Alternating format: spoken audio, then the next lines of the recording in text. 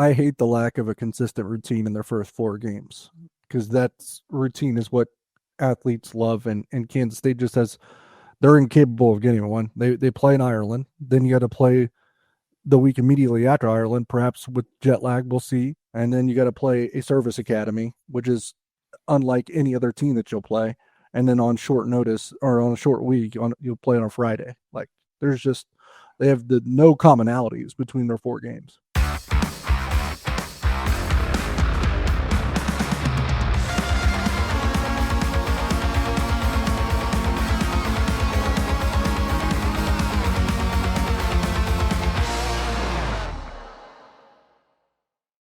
Hello and welcome into another edition of 3Ma. I am John Kurtz, joined by Derek Young and Cole Manbeck, where today we begin our trek through the K-State schedule. We will break it down with the first quarter of the season, first third of the season, I guess, here, first 4 games. Anyway, people, again, we're not math majors, but we know football, and we also know bourbon, thanks to our friends at Holiday Distillery.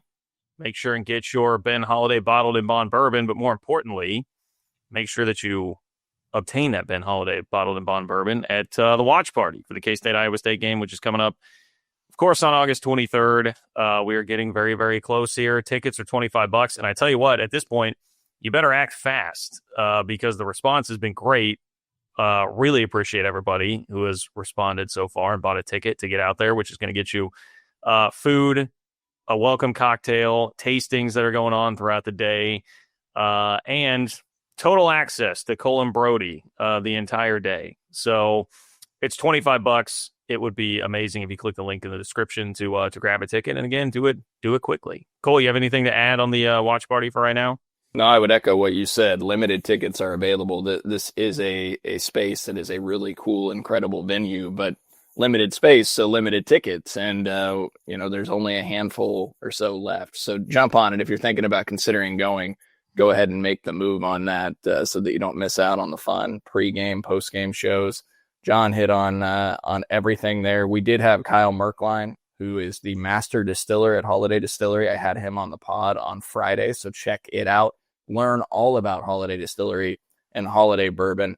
But Kyle also, who's a K-State grad, by the way, teased out that he's going to have some special tastings and offerings for K-State fans in attendance. So, little extra incentive and bonus for you to get out there, get some from the master distiller, some extra special offerings. Kyle's going to be in Ireland for the game, but he's getting things ready for us for the watch party. Yeah, see, when we tell you, like, these are great K-State people, there's the proof right there. You can check it out on the 3Ma feed. So shout out to Kyle and Cole for doing that. Okay. DY, what are you gonna have, like, some Irish whiskey while you're out in Ireland? What's the plan there? I gotta drink Guinness too. I don't like Guinness, but they say it's pretty good out there. So if it's better there, maybe I'll like it. Why is there's something in the water? Like what's different about it in Ireland? I don't know. It's probably just fresher or brewed right there. There's not like the maybe it's the original recipe. I don't know. Oh, okay. Yeah, well, it's like what everybody says, they go to Europe and eat the food for a week and, like, lose weight without even trying, something better about the food there. I guess, we're throwing chemicals in it or something over here. DY is going to have the Five Farms Irish cream liqueur from Holiday Distillery while he is there. It is made in Ireland. So DY be sprucing some up with your coffee and pouring a little bit of that Five Farms in there from our friends at Holiday. I mean, it's Ireland. They probably have it in the press box, right? Man, yeah, DY.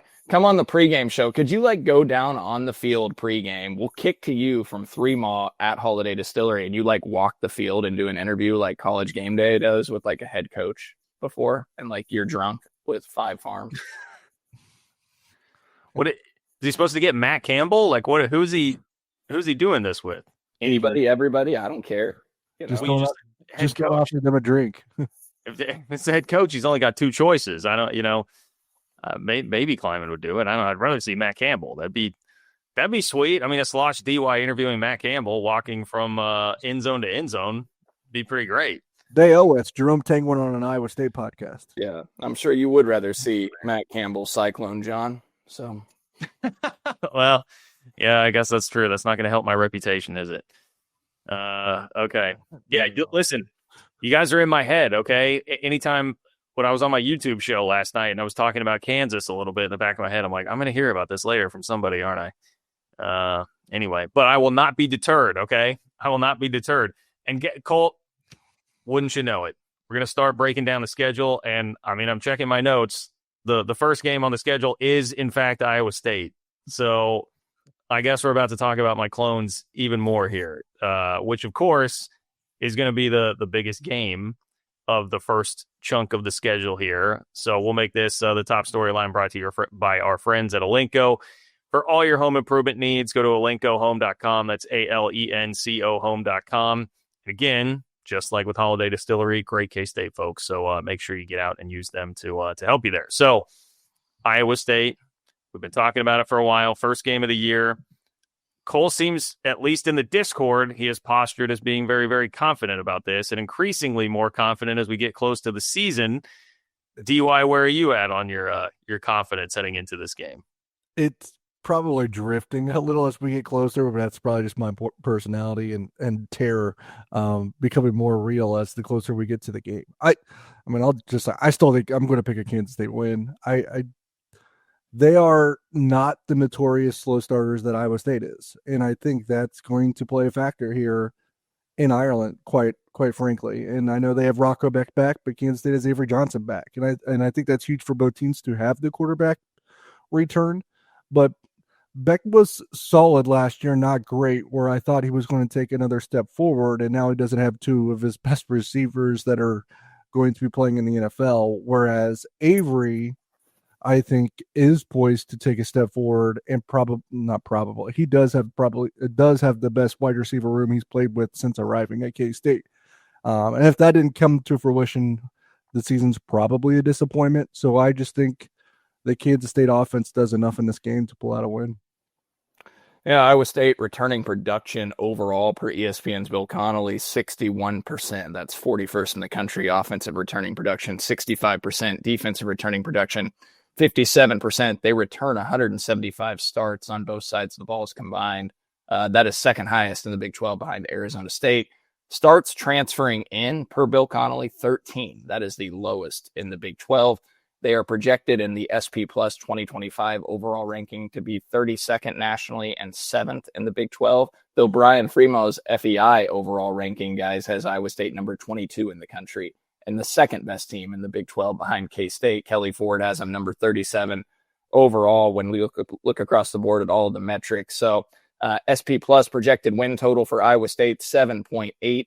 5.5 Big 12 wins, 8.5% chance at a conference title. K-State is the highest odds at 17.1% per the SP Plus. Kelly Ford win probability is K-State 61%, and the early DraftKings betting line, K-State minus 3.5, over under of 49.5 for the game. If you want to bet the K-State money line from our friends at DraftKings, minus 164. So that spread really has not changed over time. So, yeah, I mean, we could break the game down more, but I got to be honest with you guys. I got to save some of this stuff for the Iowa State pregame show, which, gosh, I mean, we're going to be recording that early next week and have that on the feed in just 7-8 days. Well, why the increased confidence? Was this, am I reading too much into you just trying to fire up everybody at patreon.com/3ma, or like what has increased your confidence here over the last couple of weeks? Well, here's the thing, John. So Iowa State has this quarterback that might be one of the most overrated quarterbacks in all of college football, and Rocco. There it is. Yeah, and now he's losing two of his star wide receivers, which we already talked about. DY mentioned it, but I said all this. I just didn't have his colorful language. Yeah, Rocco Beck last year, his pass efficiency rating dipped by 12 points. His completion percentage dipped by 3%. His yards per pass attempt went from 8.5 to 7.7 yards per pass. But here is the other thing, guys. Rocco Beck tied for the sixth most turnover-worthy plays in the country in 2024 with 20. You know, Avery Johnson, we talk about turnovers. Avery Johnson had 14 turnover-worthy plays, but yet he actually had far more turnovers. Rocco Beck had 9 interceptions last year, and I'm sure he had a couple fumbles sprinkled in, but 20 turnover-worthy plays, that means Rocco Beck got away with a ton. And just think about the K-State game at the end of the regular season. 3 turnover-worthy plays in that game. and no turnovers.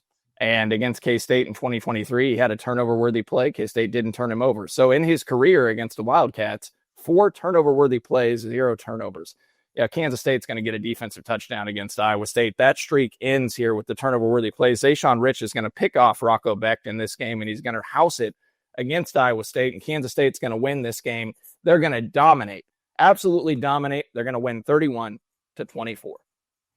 Dominate. I hate one possession game.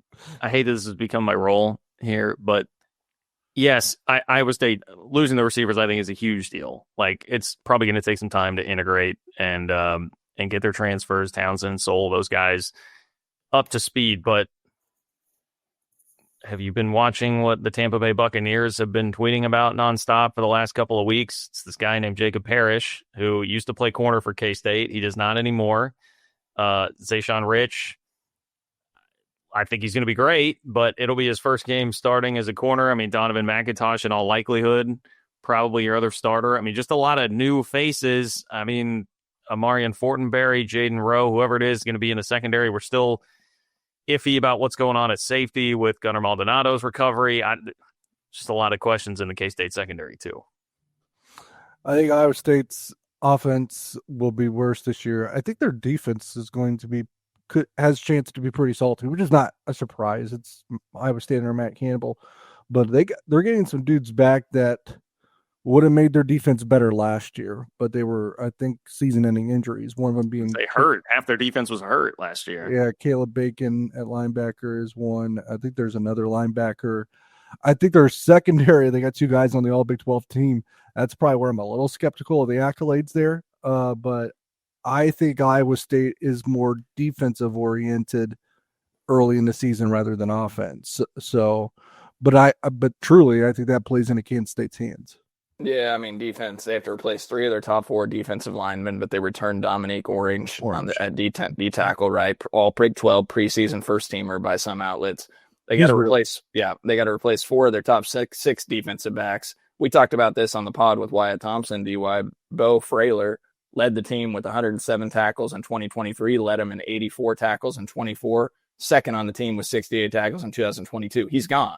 Top 2 tacklers in Frailer and Malik Verdon are gone, both their safeties. Now, John Heacock, a tremendous defensive coordinator, had to start 21 different guys at least once in 2024, but they still produced a top 25 SP plus defense. Due to those injuries, though, you mentioned it, DY, they have a veteran linebacker corps returning this season because Cooper Abel, third on the team last year with 69 tackles, is back. Rylan Barnes, 30 tackles in 2024, is back. Those 2 combined for 11 tackles for loss. And now they get Will McLaughlin, guy K-State recruited out of high school, who was 5th on the team in 2023 with 46 tackles and had 7 TFLs. And Caleb Bacon produced similar numbers in 2023. Bacon was 2nd on the team with 60 tackles and 6.5 tackles for loss in 2023. Well, Bacon suffered a season-ending leg injury in the first quarter of their season opener last year. McLaughlin had 15 tackles, but he didn't record a stat until the final 4 games of the season last year because he missed the season's first 9 games after a growing injury and back injury in the summer that required surgery. He's played in 30 games over 3 years. And then linebacker Carson Willage, who, correct me if I'm wrong, DY, I think K-State recruited him pretty heavily out of high school too, had 25 tackles in 2023. He didn't record a snap last year because he tore his ACL in the spring. So they got multiple guys that played last year, experienced, and now they got 3 guys coming back from injuries that will be back. So they're probably 6 deep in that 3-3-5 with quality linebackers. That's their strength because it's an Iowa State defense, guys, that allowed 5.5 yards per carry last year. They ranked 120th or so in the country in yards per carry allowed. Very uncharacteristic of a John Heacock defense. So we'll see if they get that fixed, and they probably will, get back to more of the norm because they were top 25 in yards per carry allowed in 2021, 2022. So that'll be a big component of what happens. But I will also throw this in. Iowa State and Matt Campbell in 1-score games over his coaching career at Iowa State, 16-28. They had a stretch, guys, from 2019 to 2022 where they went 3-15 in 1-score games. Well, last year in 2024, they went 5-1 in 1-score games. So they've kind of corrected that. 7-4 in the last 2 seasons in 1-score games. Chris Kleiman, 13-13 against FBS opponents and one-score games. By the way, this is only against FBS opponents for both teams. I mentioned this. Obviously, K-State has lost the last 2 one-score games against Iowa State, but the last 3 matchups have been decided by 1, 7, and 8 points, an average of just over 5 points per game is a margin of victory. So the likelihood that this is a one-score game, again, is probably pretty high. Matt Campbell has historically struggled, 36% winning percentage in one-score games. Chris Kleiman right around 500. We'll see if he can get it back to 500 against Iowa State, specifically in this matchup. DY, do you want to offer an official score? You did say you'd be predicting in case they win. I had a 27-20. Okay.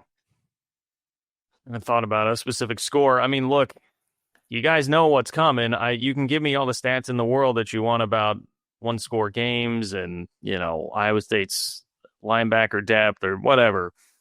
The fact of the matter is they beat K-State 4 the last 5 years. It's been some of the most embarrassing losses if we're thinking back to Snowgate in 2023. Like there's been a lot of bad when you played Iowa State. The one win was basically a drop. I always forget. God, who's the receiver's name that dropped the pass in 22? Xavier Hutchinson. Yeah. Xavier Hutchinson, one drop from him away from having lost the last 5. And one of those was a Big 12 championship team against a 4-win Iowa State team in Ames. They've got the number right now. It's a prove it deal for me. Like you got to prove to me that you can go out and beat them. And especially, it was not that long ago at the end of last season when we saw K-State go to Ames and have, a pretty sloppy performance that didn't really evoke a lot of confidence to me. They got to get over this hump. So I'm picking Iowa State. Until I see it, I will not pick K-State to win the game. I guess I would say, 27-24. Something like that, Iowa State. Yeah, that's what I got, everybody. Sorry. K-State fans, come to the watch party. We're also going to set up a dunk tank with John wearing Iowa State gear, and you can just all dunk him in the water or smoke him with the baseball if you want to miss the dunk tank thing for his Iowa State love. Maybe the dunk tank should just be for Chris Kleiman because he's the one that's lost 4 of the last 5 to Matt Campbell. So if that wouldn't have happened, maybe I wouldn't be in this position. Just saying. Okay, let's take a break. We got the rest of the schedule coming up next. Looking for tickets for your next event? Tickets for Less is your #1 source. Save big on every purchase when you use promo code KCSN at ticketsforless.com. I'm BJ Kissel, founder and CEO of KC Sports Network. Emprise Bank has been with us from the beginning. They were our first network partner, and they believed in the vision of what we were building from the start. I can't speak to any other banks or companies and how they operate, but I can tell you from personal experience and based on the growth of the network you're listening to right now, that if you have banking needs, call our friends at Emprise Bank. We've worked with so many great people there over the years, from Vicky and Aggie to Andrea, Lori, Jackie, Deb, and Aaron, and not to mention so many others that not just supported KC Sports Network, but supported our KCSN Foundation as well. But the best thing that I know is that if I have a question or a problem, no matter how dumb the question is, I know who I'm going to call and who I'm going to talk to. And I know that I'm getting an answer from someone that I can trust. And I know that person is there to help us. That's why Emprise Bank has always been and continues to be our partner in Possible. And they can be yours too. You just have to reach out. If you have a banking need, whether it's business or personal, hit me up. I will connect you directly with the same people that have helped us build KCSN. And that's our friends at Emprise Bank. All right. Well, after traveling to Ireland, K-State is coming back. No bye week. August 30th. I mean, it's still crazy to me. You're going to have 2 games down the hatch before August is done. But August 30th, you're taking on North Dakota at home. This is not North Dakota State. That's a very important distinction to make there. No offense to our friends at North Dakota. I'm assuming that we will all be picking a win here, but maybe start with that as the jumping off point, the strategy behind deciding not to do a bye week and instead just going straight into this game on August 30th when you worry a little bit maybe about body clocks and adjusting and everything, just rolling right through the schedule. Yeah, 2 things. One is that in conversations with other coaches who've had their teams compete in this game, they thought having a bye week the week right after, even 2 weeks right after, was a bad strategy because they felt like their team had to start again, stop again. It was almost like you almost had like 2 bye weeks in 3 weeks, and they didn't think that their team could really get in sync or get into a rhythm. So I think it's more rhythmic based, especially since it's at the beginning of the season. And then the other one is everyone that's actually competed in the game said that their team didn't really have an issue the following week. It was the two weeks after that is where they thought maybe it caught up to their legs some. So that's why Kent State's not taking it off. And quite frankly, they're playing an FCS team, obviously, in North Dakota that you should win. But not just that. This is not a great FCS team. This team is they're not going to, in my opinion, they're not going to be contending for the playoffs. You look at the numbers, they have a chance to really perhaps finish in the bottom of their league as well. So they should have no problems winning this game. And it's a great game to continue to get a lot of your defensive players that you're going to count on this year actual reps too, because I think they can't say more than anything. They need to get the defense up to speed rather than the offense. I think it's a blowout win. I'll say 49-7. North Dakota 5-7 a record overall last year, 2-6 in the Missouri Valley Conference, 0-5 on the road. It is important to note they play in the Missouri Valley, which is by far and away the toughest conference at the FCS level. Produces the North Dakota States of the world, South Dakota State, Montana State. The teams you see in the FCS national championship game typically are in the Missouri Valley Conference. They played Boise State, lost to them 42-18 in 2023. They opened up last year against Iowa State, guys. They lost 21-3. So they hung around. They did defeat number 4 ranked Montana in game 2 last season, though Montana fell to 14th. They played 5 of the 16 teams in the FCS playoffs last year, including 3 of the 4 that made the final 4 of the playoffs. They went 7-5 in 2023, 7-5 in 2022. So somewhat respectable, but to what DY said, I mean, they're picked 7th out of 10 teams in the preseason Missouri Valley poll. They are receiving votes, 88 votes for the top 25 FCS poll, which would place them 30th in the country. So not awful. Eric Schmidt, first-year head coach. He was the defensive coordinator at San Diego State last year, was at Washington as the DN's coach. Before that, he replaces Bubba Schweigert, who stepped down from the position to take an administrative role after 11 seasons as the head coach. One nugget on how they perform on the field, 105th out of 123 FCS teams last year, allowing 5.1 yards per carry. That's an area that K-State could expose. Over the last 3 seasons, K-State has defeated the FCS opponent on its schedule to open the year by a combined score of 120-6. That includes 2 shutouts, averages out to a 40-2 score per game, a 38-point average margin of victory against FCS opponents by Chris Kleiman over the last 3 years. Early betting line that I saw, guys, K-State 28.5 points is the spread. I'll take K-State 41, North Dakota 10. Man, already got an early betting line on K-State, North Dakota. You're right. That's right. First meeting between the 2 teams as well. Easton Kilty's alma mater, right? Yeah.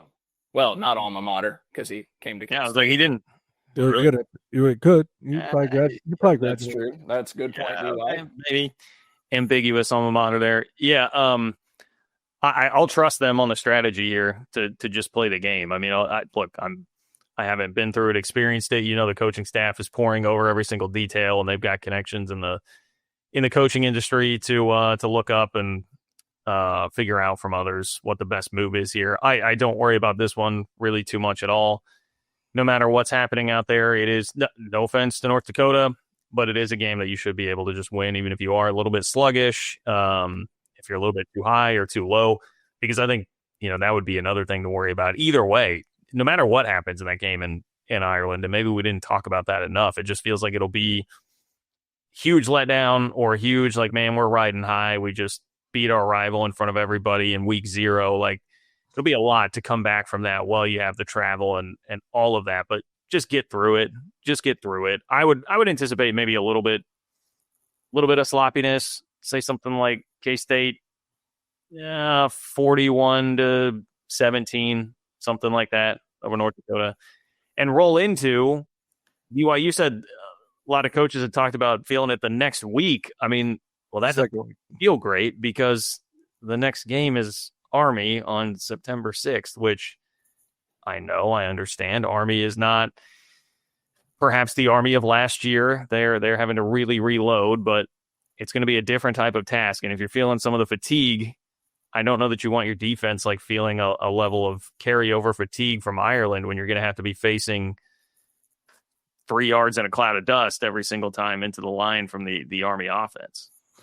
Yeah, I kind of looked at what Georgia Tech did a little bit last year because I didn't think Florida State was reflective, because I think we kind of got an indication pretty early on that Florida State was broken for a while, and nothing about the Ireland game was an indicator. That was just their entire season. I don't think that played a role. So I looked at Georgia Tech a little bit. Obviously, they beat Florida State with a game-winning field goal in Ireland. They beat Georgia State that next week, 35-12. So they didn't have a whole lot of issues. They did lose the following week, that second week, but they played a team that ended up ranked in the after the year in Syracuse. Syracuse, I think, finished the year number 21. They beat Georgia Tech by a field goal in the Carrier Dome. So I don't even know if that's a large takeaway there, since you actually played a pretty solid opponent in Syracuse. Syracuse is better than this Army team that Kansas State will face. If it was the Army team from last year, I would be terrified probably, but it isn't. They'll backfill well. That's what Army does, but they're going to take modest steps backward without Bryson Daly and all the starters that they're going to be without now. I don't think I'm worried about this Army game, even though it is that 2-week thing that we brought up earlier. I think I'm more worried about what the Army game maybe does for the next game. So I think Kansas State probably takes care of business here. My score's going to be 31-10, 31-10. We're probably going to have fewer possessions, so Kansas State's not going to, I don't think, going to hit the 40 number. I'd be surprised if they do. Yeah. Army, obviously 12-2 last year, won the American Athletic Conference in their first year since joining the league. They go 8-0 in league play. Returning production overall, 43%. That's 101st in the nation. So I've seen a lot of people really nervous about the game. I understand that, but I do want to emphasize that Army lost 16 to 17 starters and lost a ton on the offensive side of the ball, 36% offensive returning production. That is a really low number. They returned 51% on the defensive side of the ball. Starts returning overall 128. This won't surprise you. Starts transferring in 0. SP Plus ranking last year, 37th in the country. They're projected in the SP Plus to rank 67th overall in 2025, though Brian Fremo's FEI overall ranking has them as the 39th team in college football in 2025. SP Plus has their offense projected to rank 89th.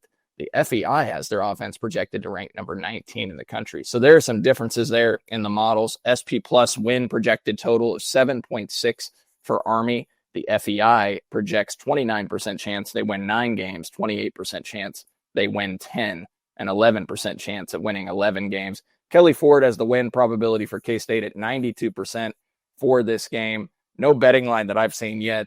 Head coach Jeff Monken, he's a great coach. Heads into his 12th season. He's 82-57 at Army over his career. Army had averaged just 2.9 wins per year and been to 1 bowl in the prior 17 seasons before Monken arrived. That's per ESPN's Bill Connolly. Over the last 9 seasons, Army's averaged 8.4 wins and hit double digits 3 times while finishing ranked twice. DY mentioned quarterback Bryson Daly. He rushed 310 times for 1,659 yards last year and set the single-season NCAA record for rushing touchdowns by a quarterback with 32. He finished 6th in the Heisman Trophy voting. Tremendous player. Running back Kanye Udoh rushed for 1,100-plus yards on 179 carries. He transferred to Arizona State this offseason. Army as a team, as no surprise to any of you, ran for over 4,200 yards on 764 attempts last season. Air Force, the next closest team in rushing attempts at 673 in college football. They threw the ball 122 times for over 1,100 yards, led the country in rushing yards per game at over 300, averaged 54.5 attempts per game on the ground, number 12 nationally, 5.5 yards per carry, 48 rushing touchdowns, second in the country. I could give you a bunch of rushing numbers. They're really good at running the football. Average margin of victory last year, 14 points per game. That was the 10th highest in the country. They were 4-0 in true road games. They lost 2 neutral site games, 49-14 to Notre Dame and 31-13 to Navy. They went 6-6 as a team in 2022 and 9-4, 6-6 in 2023 as well. If you look at their history against Power 4 teams, guys, they typically lose, but there are a couple outliers. Obviously, 2018, they went to Norman, played number 5 Oklahoma. They lost 28-21. In overtime, they hung with Duke a couple of different times. They knocked off Wake Forest. They beat Missouri in a bowl 24-22 a few years ago. Went to Wisconsin, lost 20-14.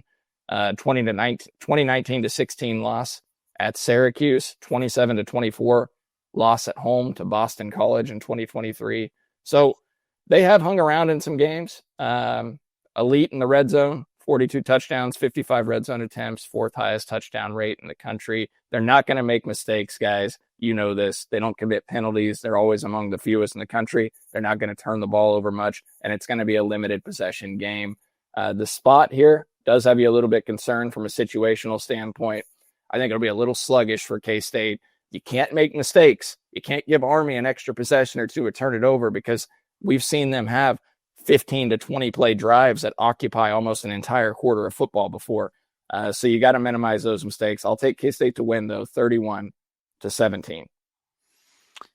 Yeah, I was thinking like 30-13 K-State in this game. Here, my question would be, Cole, you brought up the Oklahoma game in 2018.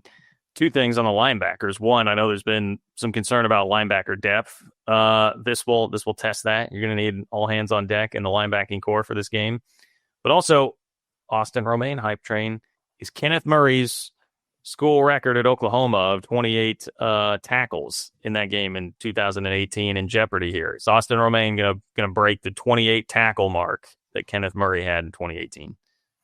Yeah, I mean, this is kind of a dream game for a guy like him, right? That's really good at defending the run. I'm sure it's not a dream game for K-State's defensive line, though it is timely that they might go to more of a 4-down front when you face a look like Army. So, yeah, it's K-State's linebackers are going to be put to the test. It's a different type of system that you don't see. I will say this, like Army, 3.6 points per drive last year. That was number 2 in the country. Their offense ranked number 6 nationally in Brian Fremo's FEI rankings last year. So, they are very efficient. They were last year.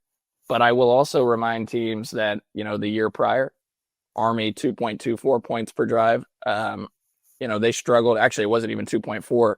They actually ranked like in the hundreds in points per drive in 2023. And they ranked in the 70s or 80s in 2022 in points per drive. So, last year was a little bit more of an outlier. They're still a solid program, but yeah, I think K-State's defense and the linebackers, Austin Romaine might end up with 15 tackles. For those that say, well, man, they're still picked 93. They can't be that bad. Well, 1, they probably won't be that bad, but 2, Kansas State's the only Power 4 team they play this year. Okay. Also, just let the record show, Wildcat fan John here had Austin Romaine with like 29 tackles. Cole just said 15, like as if that were great. So I'm just, look. The second best team they played this year is, I think, Tulane. Sorry, John. I'm just, that's, I don't know. 29 seems like a lot. No faith. Look, I'm the biggest K-State fan on this show. We all know that, so I'm glad that that's established. There might be only 50 offensive Army plays in that game. Yeah, I mean, a tackle. He gets to tackle in almost every Army play. John just projected Austin Romaine to make 70% of the tackles in the game, so he is going to be. He doesn't. Austin Romaine is so much better than Kenneth Murray. He doesn't need freaking overtime to get to near 30 tackles. He doesn't need that. He'll be just fine. He's going to take over. Cole, have you not checked your PFF subscription lately? It sure sounds like Austin Romaine could make 70% of the tackles. Okay. I'll be a PFF fan. Yeah. Well, I have a PFF subscription now. So, okay. Yeah. Okay. All right. Just making sure. All right. Final game that we're going to tackle here in the first portion of the schedule. You got a quick turnaround. So 6 days later, this is where you start to worry maybe about, fatigue, scheduling being a little bit tricky. You've already had Ireland. You started early. Now you got a quick turnaround. 6 days later, you are at Arizona. It'll be interesting to see what the environment is for this game because, Arizona, so it was an awful year, about as bad a year as you could have asked for. Last year for Brent Brennan, year 1, there was talk of him even getting run out of town after 1 year. He is back, but how much excitement, how much juice will be in the building for Arizona at that point for this game? And just how good of a team are they going to have? Noah Fafita is back, but no Tedero McMillan. They've got Hawaii and Weber State before this one, so I'd imagine they're not going to lose one and really take the fans out of it. I don't know. That kind of sets the stage here. It's an interesting spot. I just don't know that Arizona is good enough to really capitalize on it. They might be the worst team in the Big 12 this year. Agree with all that.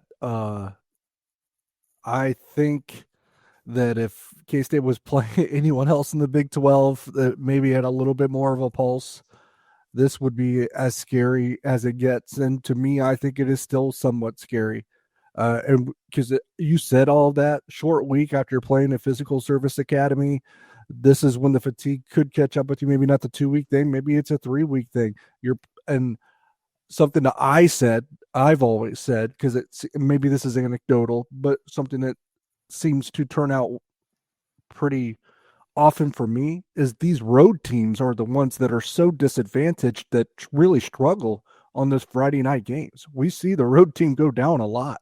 And that's why, and everyone kind of looked at me with like I had 10 eyeballs last year. That's why I picked Kansas State to demolish Arizona. Also, because I didn't think Brett Brandon was a great coach, but that was part of it. The road teams tend to struggle in these types of situations. Kansas State still wins because, like John alluded to, I don't think Arizona is good enough to capitalize on that.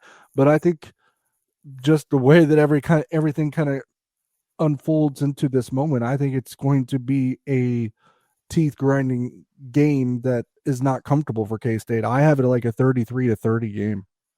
Well, it's going to be hot, even though it's going to be played at night, which is a blessing at least. But, early mid-September, September 13th, it's going to be a hot kickoff and probably be the hottest game K-State plays in early on in the season, probably the hottest game K-State plays in overall on the season.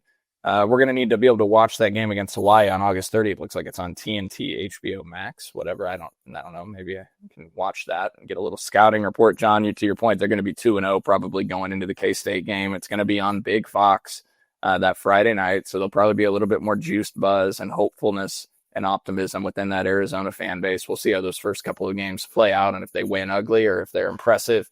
You look at Arizona, 60th in the country in the 2025 SP Plus forecast. That's 14th best in the Big 12 offense, number 12 ranked offense per the SP Plus in the league, and the defense, the number 13 ranked defense projected in the league. SP Plus projected win total of 5.4 overall, 3.4 in the Big 12. Interesting, they do return 67% of their overall production per Connolly, number 15 in the country and number 5 in the Big 12. They return 71% of their production on offense, 62% on defense. Number 8 in the Big 12 in starts returning at 123, and then 94 starts transferring in, the 6th most in the Big 12. Kelly Ford has K-State's win probability at 74%. Look, it's all going to boil down to Arizona. Can they fix the defense? And then Noah Fafita. Noah Fafita obviously regressed significantly last year. 25 touchdowns to 6 interceptions in 2023, completed 72% of his passes. Arizona was 10th in the country in pass efficiency.